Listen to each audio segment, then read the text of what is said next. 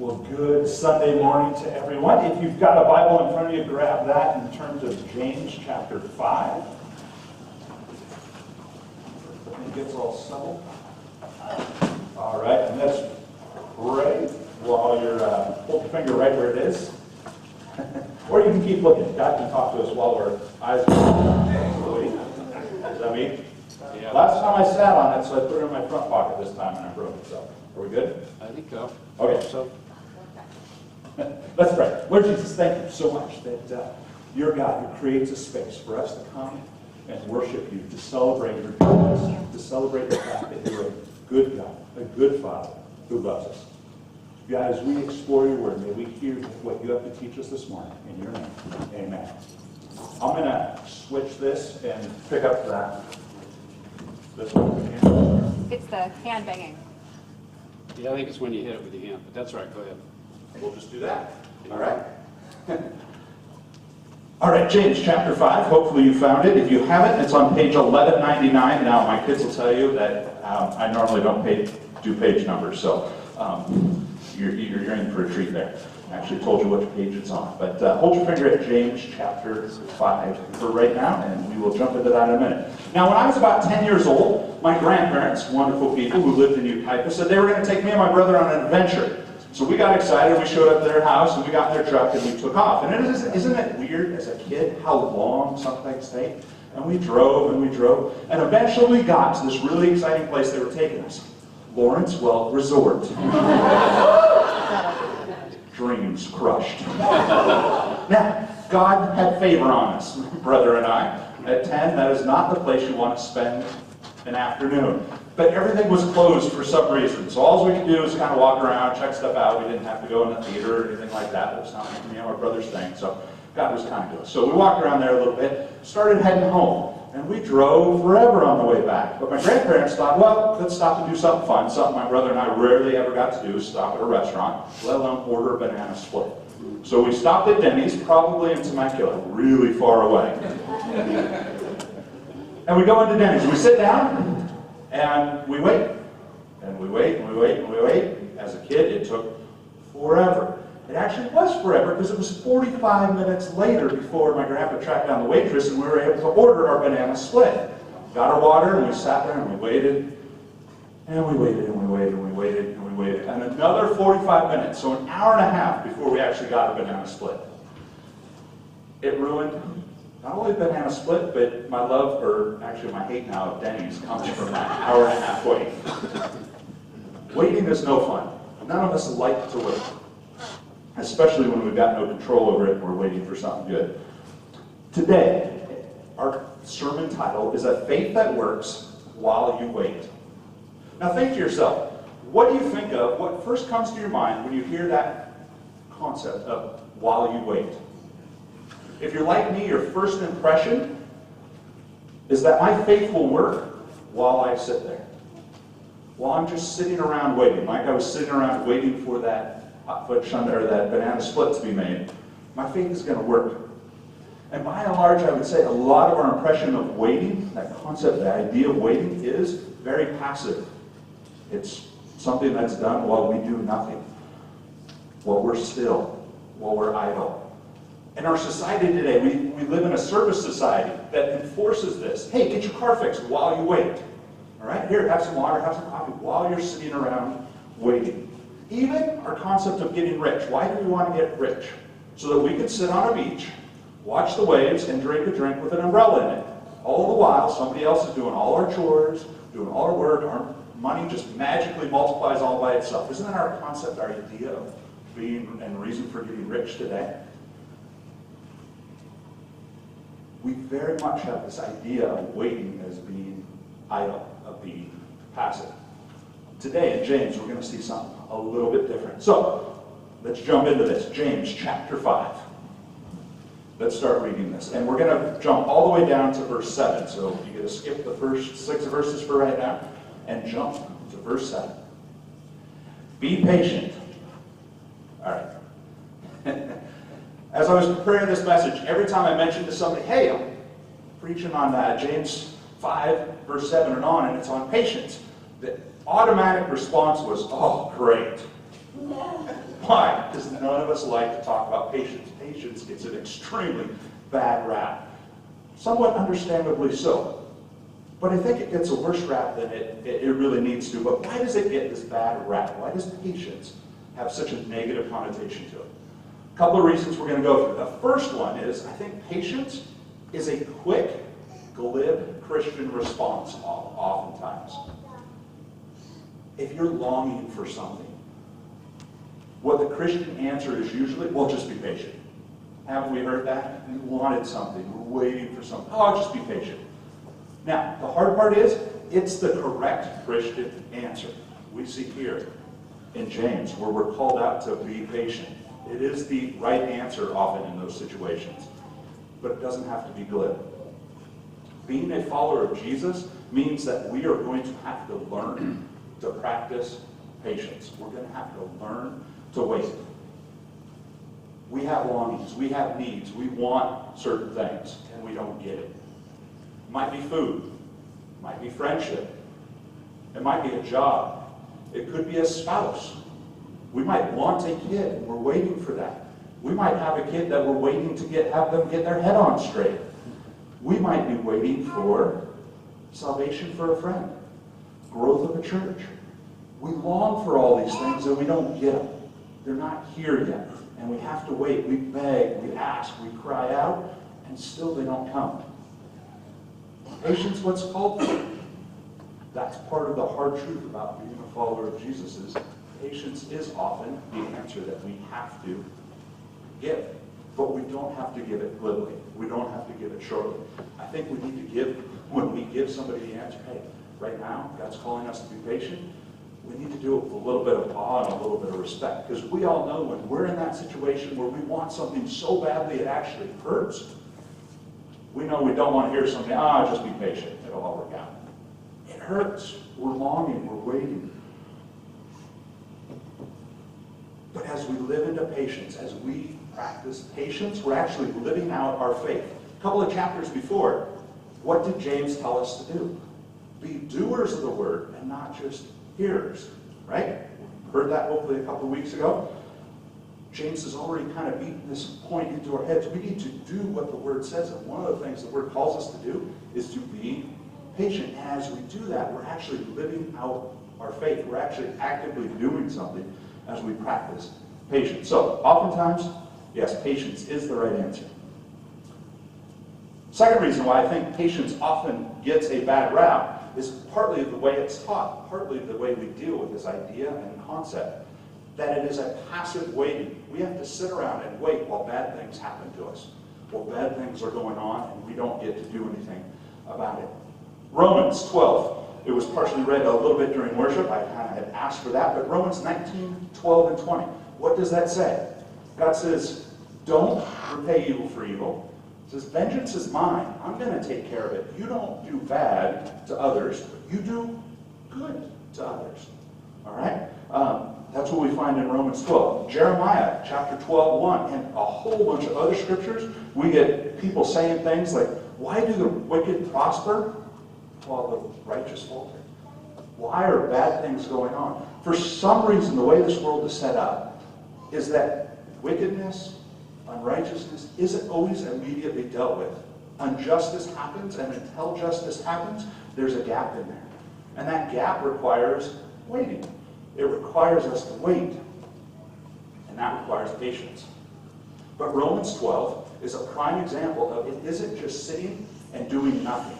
There's very much an active response. There's activity that God calls us to, even in those times of waiting. Because what does Romans, after in that verse, go on to say? It says, it doesn't just say, hey, wait while people do bad things to you. It says, actively live a radical love. If your enemy is hungry, feed him. If he's thirsty, give him water.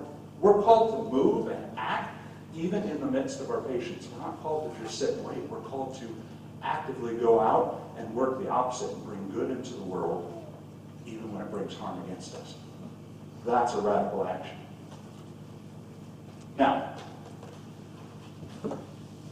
because of the story I read this week, I got to get up on my soapbox just for a minute. And this is one of my soapbox issues, so I'm going to try and keep it real short.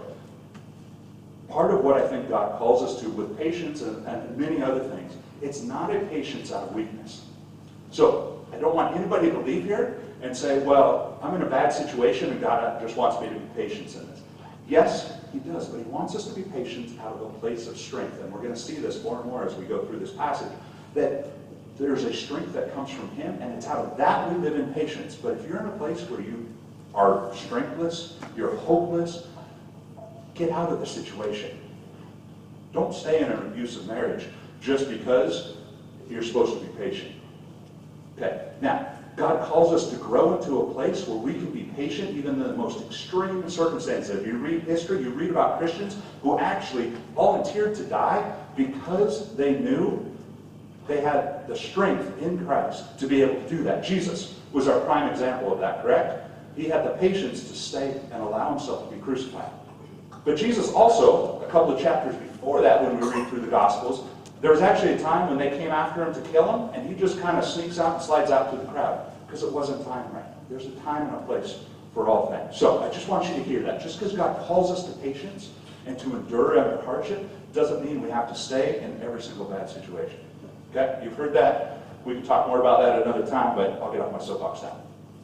All right, so reading on. We've got through two words of this passage. We'll go. Be patient. Then. Okay, the Bible's in front of you, say then. Other translations translate it, therefore.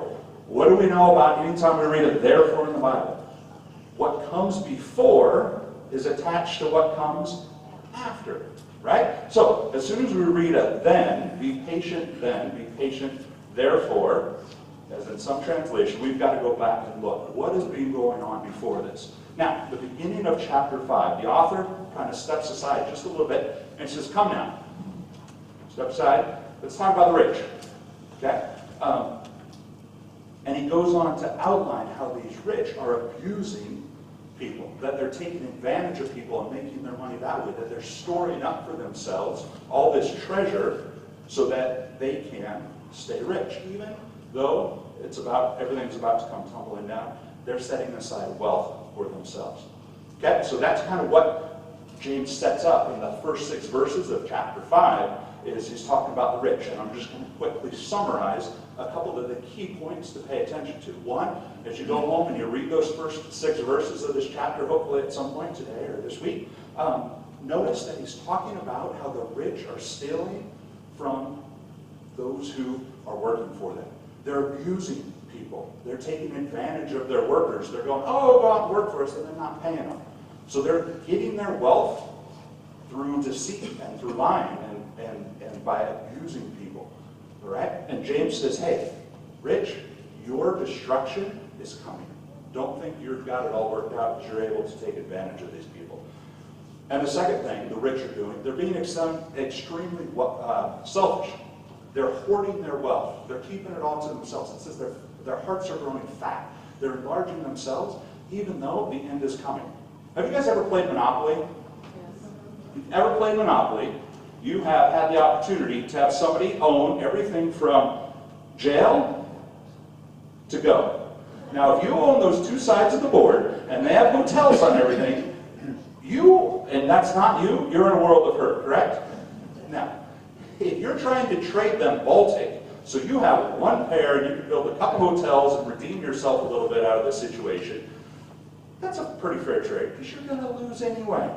But yet they won't trade it, and they just hold on to it. You play with a 10-year-old, you ain't getting that trade to save your life. They're going to destroy you, right? But at the end of the day, where does all the money from Monopoly go back? It goes back to the box. It doesn't matter. Yes, there's no reason for them to hoard it. These rich are doing kind of the exact same thing. They're hoarding what they don't need. That's not going to do them any good. Their end is almost there, so them holding on to this, their selfishness isn't going to help them out anymore. It's not going to benefit them. It's just harming a whole bunch of other people. So what are the rich doing? They're stealing, they're abusing, and they're hoarding, and they're being selfish with their wealth. If we act like that, James says, watch out. Bad things are coming. Now, here's the other thing, and this is kind of a hard one to point out of this. But if we're sitting in here, we need to recognize we're rich. A couple of stats for you. If you made $1,500 this last year, you're in the top 20% of the world's income makers.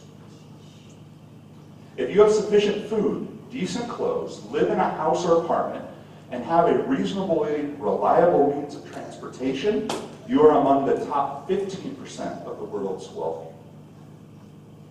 If you earn $25,000 or more annually, you are in the top 10% of the world's income earners.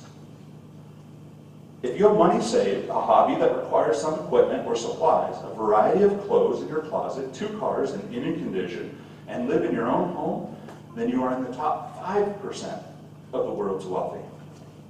And if you earn more than $50,000 annually, you are in the top 1% of the world's income earners.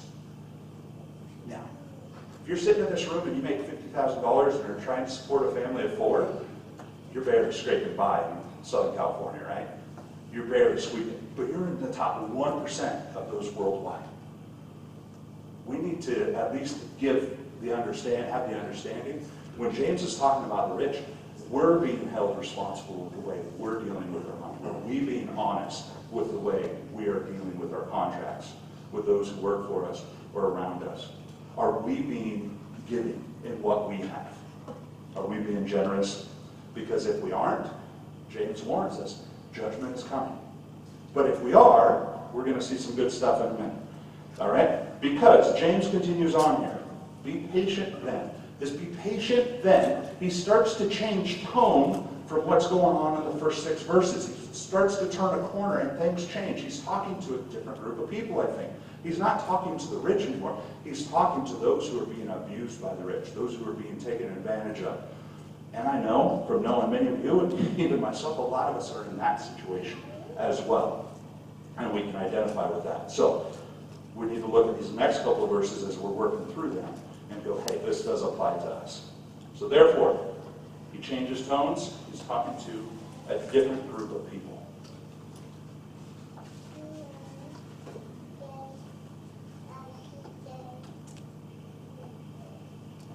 All right. Chapter 5, verse 7. Be patient then, brothers, until the Lord's coming. Okay, that first sentence there. Like I said, we're flying through this thing. There's a lot in Scripture, a lot of good stuff. All right. Why is patience possible? It's not out of our own strength. It's not out of our own abilities. It's not just because we're told to. It's because the Lord's coming. Be patient until. There's an end in sight. So when we're in situations where things are less than ideal, where things are not what we want, and we want more, we want different, we long for something different, why can we live in hope? Why can we live in patience? Because we have a strength that comes from God. Knowing that the Lord is coming. There's an end to this. It's not indefinite. We need to hold on to that. We're going to see that again in a few minutes.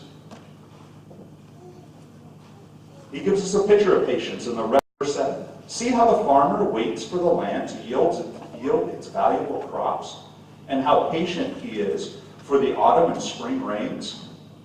So James goes on and he paints this picture of what patience looks like. Now we sometimes will have a hard time identifying with this concept of a farmer, because how do we farm or plant our gardens? We live in a desert, yet we turn on the hose and what comes out? Clean water. And rarely does that ever. Sometimes we have to cut back a little, but we always have clean water here. When we want to plant something, what do? We go get a bag of Miracle-Gro and throw it in our raised planters. We buy a plant that's already started, and so we can see it's somewhat healthy and it's already there. We drop that in the ground. If it doesn't work out, we dump it and we go get another one that's about the size of the one we just had to throw out, right? We go to the store and we buy all this stuff that's going to go with whatever we just planted. Tomatoes in my house, so we buy salads and things like that, but we buy all that stuff. And so the outcome is kind of guaranteed. James is talking about a farmer in a way different circumstance than what we are used to farming here. Because he's got to, or she, has to go out and work the fields and prepare those fields for the crops. Then they have to plant the seeds. Then they have to wait and hope and pray for the rain to come. Then they have to watch the plants grow. Then they have to hope that there's another rain. And then finally, the harvest comes. The reward finally comes out of that. So even the farmer isn't idle. He's not sitting around looking at a piece of dirt. Ooh, I hope a lot of good stuff comes out of this. He's working. There's very much an active activity going on. There's a lot of work going on to prepare the soil, to plant the seeds, to get things ready. While there's patience, while there's a waiting, there's a lot of activity going on. But there's a lot of things out of that farmer's control. Whether or not the rain comes, not something he can control. Whether or not how the crops grow, not something that he can control. And not only that, there's a lot of things that can happen to destroy that crop, be it fires, invaders, bugs, diseases. All of that are completely out of his control. And it all requires the farmer to have faith and to hold on and be dependent upon God in that circumstance. The Israelite farmers, it was not an easy endeavor for them by any means. But it did require them to have patience and faith. And that's the picture, that's the example that James gives us to follow. Verse 8. Starting to speed up here. You too be patient and stand firm, because the Lord's coming is near. Notice how he sandwiches that example in with the Lord's coming being near. Why can we stand firm in adversity? Why can we have patience? Because the Lord's coming is near. And that's something that we can have hope in. And that hope gives us the ability to have patience. Over the last several months, and this, I'd say 6-ish months or so, I've been in an interesting place. Working 2 jobs, in a financial hole. And the more I looked at the place that I was and this hole, it got deeper and deeper, and it started to cave in around me. And the more I focused on it, the worse things got, and the more depressed I got. And that was a vicious cycle. And finally God kicked me and went, Molenkamp, what are you looking at?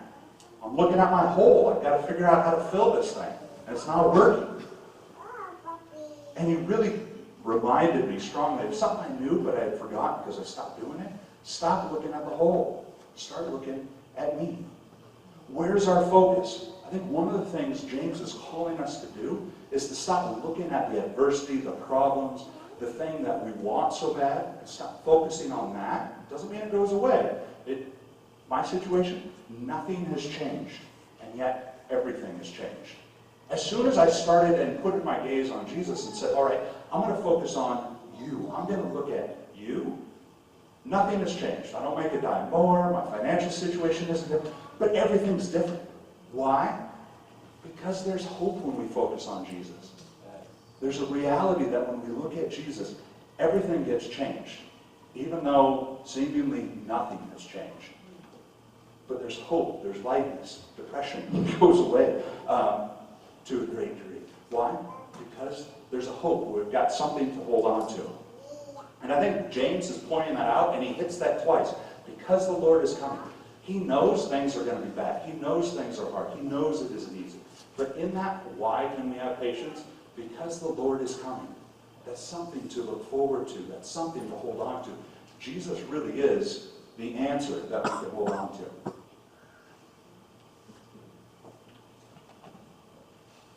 He's the hope that we can hold on to. All right, lastly.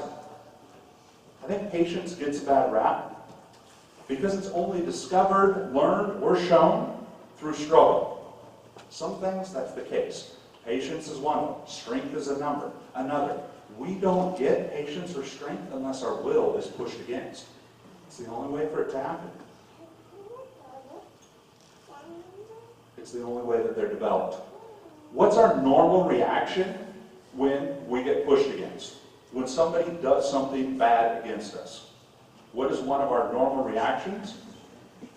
It's grumble. Complain. Well, they did it first. How many times have you heard that from a kid? Let alone from us. And so James jumps right into verse 9 here. It says, don't grumble against each other, brothers, or you will be judged. The judge is standing at the door. It really is one of our first, and it is a natural reaction. Something bad happens to us when we're persecuted, we're taken advantage of by somebody. Our first reaction is, well, they did it.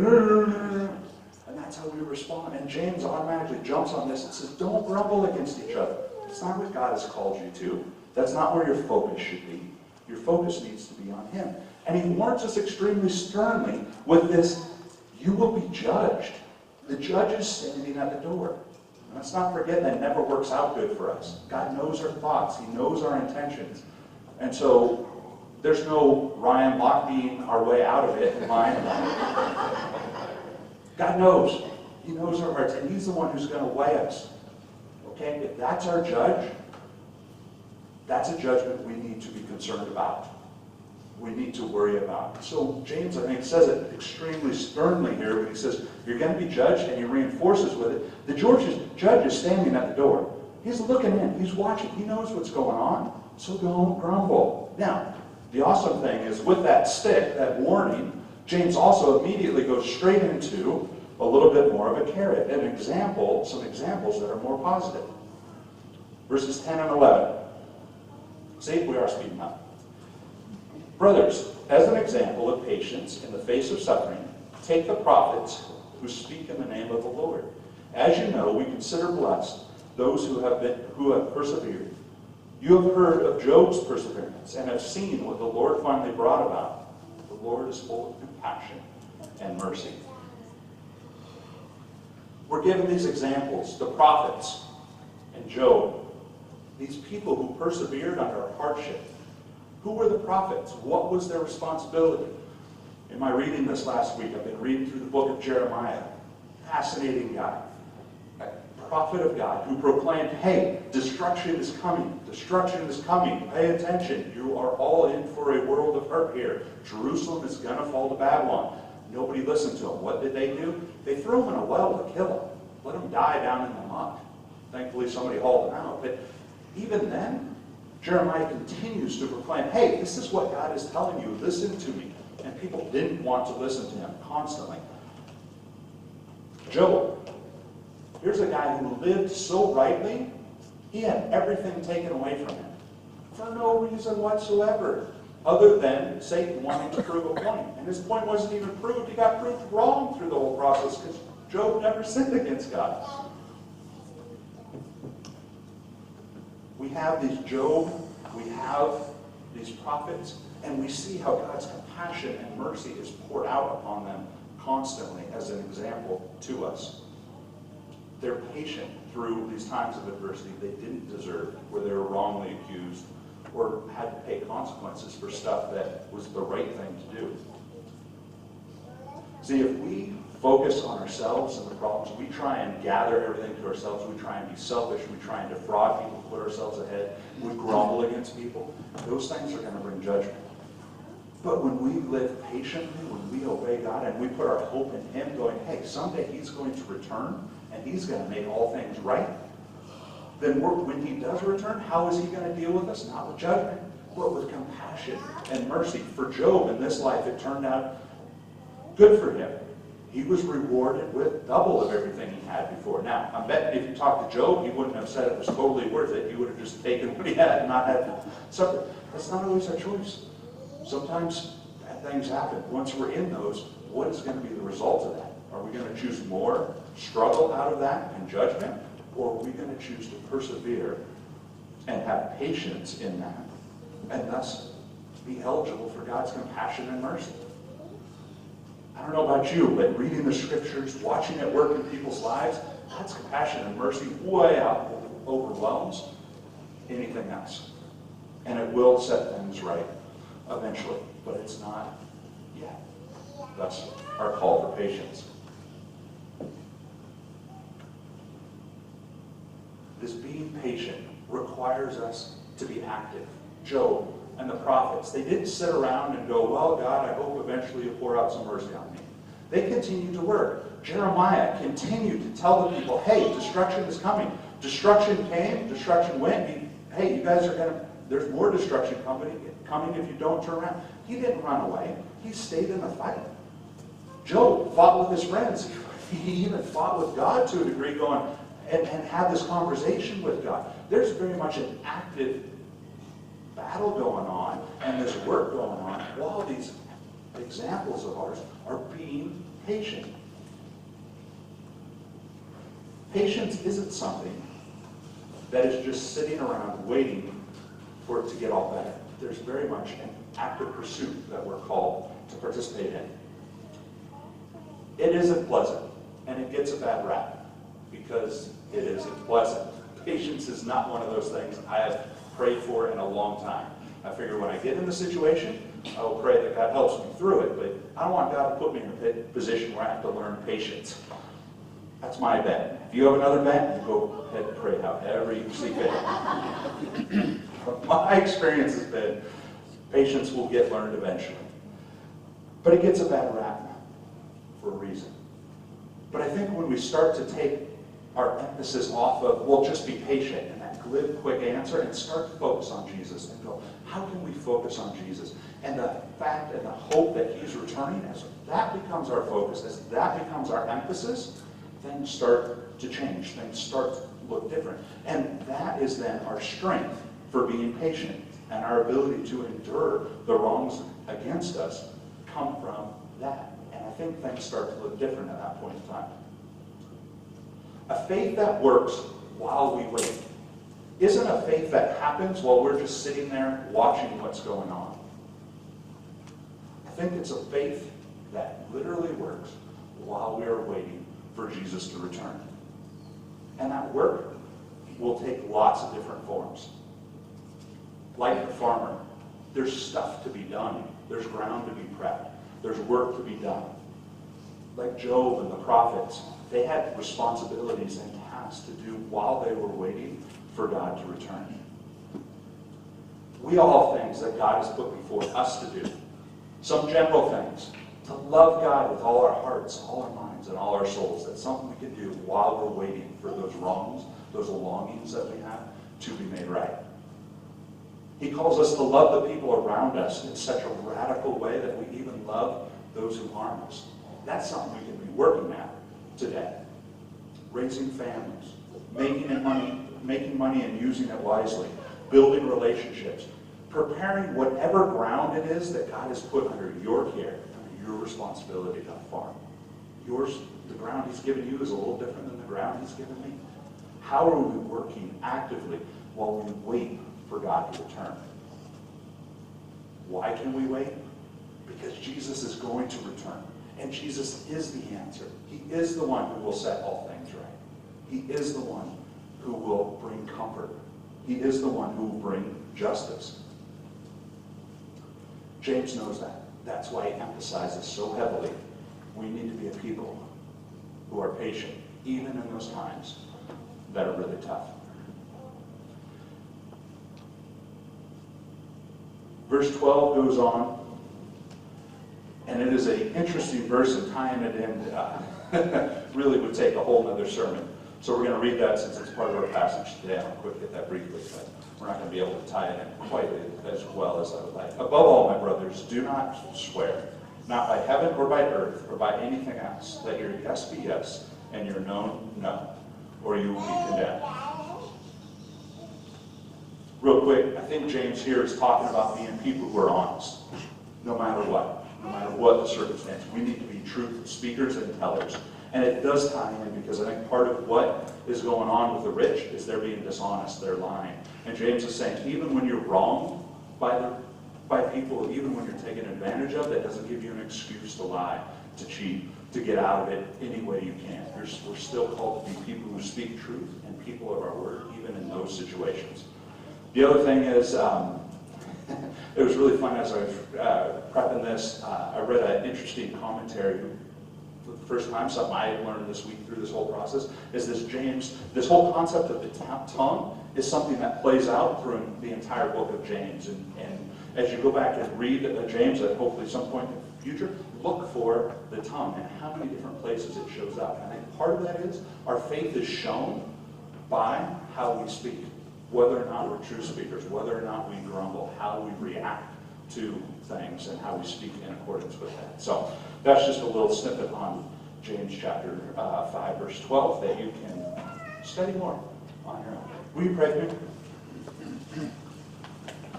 Lord Jesus, we thank you that you are a God